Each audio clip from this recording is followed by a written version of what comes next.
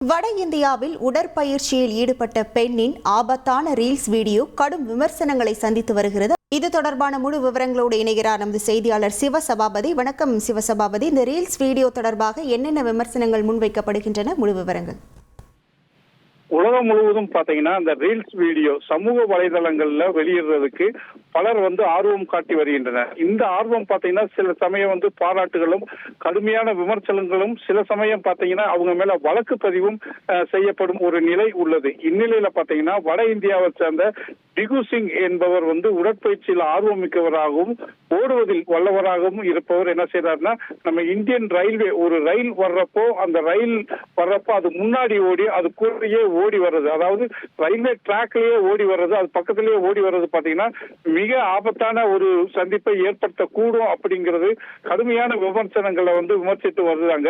இது பாத்தீங்கன்னா அவருடைய உயிருக்கே ஆபத்து ஏற்படலாம் அப்படிங்கிறது சொல்லப்படுகிறது. மேலும் இது பற்றி அவர் எங்க ஓடினார் என்பதை போலீசார் விசாரணை செய்து வருகின்றனர். விவரங்களுக்கு நன்றி சிவசபாபதி. உங்கள் தந்தி ஒன் தொலைக்காட்சியில் அண்ணாமலை தினமும் மதியம் 12 மணிக்கு காண தவறாதீர்கள்.